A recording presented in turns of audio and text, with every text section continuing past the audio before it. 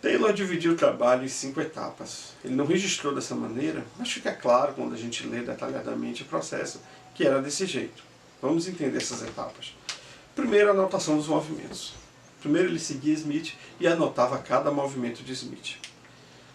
Depois ele chama Smith e começa a instruí-lo para eliminar os movimentos que ele considera desnecessários. Todos nós fazemos movimentos desnecessários a todo tempo. Só que quando você faz aquele trabalho repetidas vezes, tantas horas por dia, nessa época até 12 horas por dia, 6 dias por semana, então o que acontecia? Esses movimentos desnecessários gastavam tempo e energia do operário. Então ele trabalhou para eliminar os movimentos desnecessários. Ele passou a cronometrar. Depois de eliminar os movimentos desnecessários, ele passou a cronometrar cada movimento que Smith fazia. Depois ele passou a definir a maneira ideal de executar cada tarefa. Obviamente que ele teve que conversar isso com Smith para que definissem a maneira ideal de executar cada tarefa. Um princípio de Taylor era esse. Existe sempre a maneira ideal de executar cada tarefa. Isso ele vai publicar depois, numa obra posterior. E o treinamento dos demais operários. Essa é a quinta e última etapa. Depois que Smith estava trabalhando da forma mais ágil, da forma mais rápida e se cansando menos, todos queriam aprender a forma como Smith trabalhava. Eu também desejaria aprender a de um colega que conseguia se cansar menos e produzir mais. Acho que qualquer pessoa ia querer isso. Então todos queriam, era momento de treinar. Aprendemos a maneira ideal, agora treinamos os demais. E aí, no rastro do estudo dos tempos e movimentos, muitos outros experimentos com a mesma lógica, com a mesma técnica, com a mesma metodologia foram realizados. Mas o único que eu trago aqui com grande destaque é o realizado pelo casal Frank e Lillian Gilbert, que estudaram a construção da parede de tijolos. Apenas com a colocação do cavalete, evitando que o operário tivesse que se agachar para pegar os tijolos que seriam assentados na nova parede, fazendo com que esses tijolos ficassem dispostos à altura em que ele estava trabalhando, ou seja, ele só se virava, pegava e assentava, se virava, pegava e sentava, não precisava mais se virar, agachar, pegar o tijolo, levantar, virar. Eles diminuíram muito os movimentos, diminuíram a energia gasta e conseguiram aumentar a produtividade desse operário, desse pedreiro, em 200%. Ou seja, se ele fazia, não estou dizendo que os números são esses, se ele fazia 1 metro de parede por hora, agora ele passou a fazer 3 metros de parede a cada hora, ou seja, um ganho de 200% de produtividade, o que chamou muito a atenção do mundo, e esse experimento foi sendo repetido, às vezes até com exagero de vezes, às vezes até tentando tirar mais do operário do que o que devia. Tá? É a lógica da briga capital e trabalho. Então isso foi feito muitas vezes com exagero, mas o princípio sempre foi muito correto. Além desse resultado todo, o casal Gilbert ainda inseriu a questão da filmagem.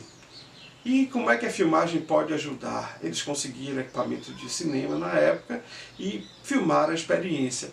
E aí você me pergunta como é que isso pode ajudar? Isso pode ajudar quando você consegue, primeiro, checar as cronometragens todas sem precisar ver novamente aquilo acontecendo. Você pode checar através de um vídeo, você pode recronometrar aqui em velocidade normal. E você principalmente pode usar no treinamento dos novos. Lembra-se que eu falei lá que a última etapa era o treinamento dos próximos, dos novos operários que vão aprender. Logicamente, treinar com vídeos mostrando como é que se faz fica muito mais fácil. Mas eles enfrentaram um problema sério. Foi o problema da remuneração. Logicamente, a empresa em que as pessoas construíam essas paredes não era uma empresa só de construção de paredes. Era uma empresa de construção de casas, de imóveis, uma construtora. E que não tinha só pedreiros. Tinha também encanadores, marceneiros.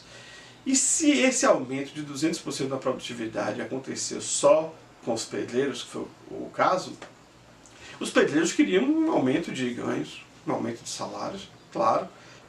No entanto, não é possível melhorar consideravelmente essa remuneração. Primeiro porque quem investiu no estudo, que conseguiu resultado, não foram os operários, foi a empresa. E depois, porque a empresa não é composta só por pedreiros.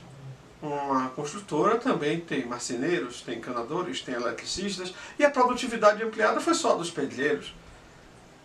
Então, criou-se um dilema, com os pedreiros querendo uma melhor remuneração, mas sem que eles pudessem propor essa melhor remuneração à organização por conta de um desequilíbrio dentro da própria organização. Afinal de contas, todos que dominavam iam desejar ser pedreiros, se iam receber tão mais, 3 vezes mais, como era aquilo que os pedreiros imaginavam. A solução foi aumentar a remuneração dos pedreiros em 30%. Ainda que eles gastassem menos energia no novo modelo do que gastavam antes, e que trabalhassem durante a mesma carga horária de trabalho. Mas a solução encontrada foi essa, e foi assim que os Gilbert conseguiram resolver essa situação. Em 1903, Taylor apresentou o estudo Shop Management, ou Administração de Operações Fabris, e deixou, entre outras tantas, 4 conclusões centrais que eu vou apresentar aqui. Primeira, era preciso investir em seleção e treinamento.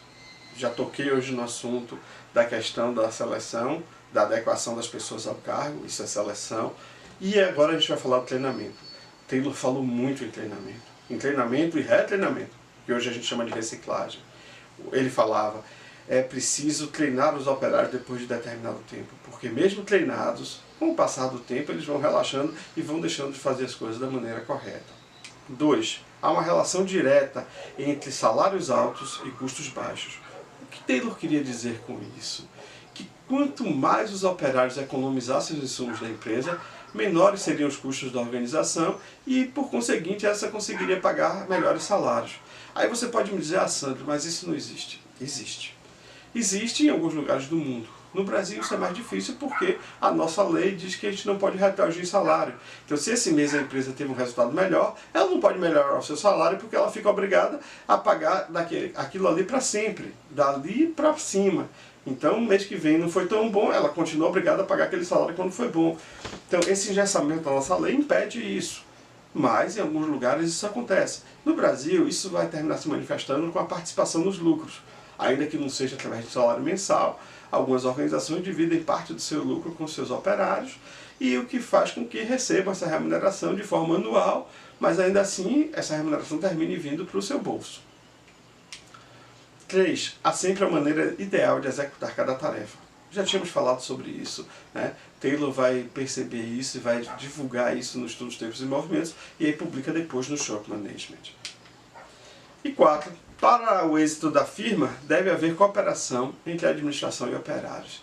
Se essa relação for tensa, conflituosa durante todo o tempo, não vai haver êxito da organização. A empresa não vai para frente com a relação tensa o tempo todo.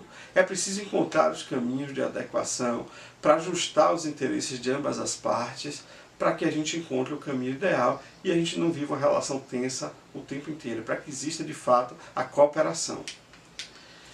E por fim, Taylor criou a Sociedade para a Promoção da Administração Científica, que com a passagem da sua morte passou a chamar-se Sociedade Taylor, que ainda existe, ajudando as empresas a implantar as ideias de Frederick Taylor, mas que não tem assim um alcance global. A gente conhece basicamente através das publicações o trabalho dessa sociedade.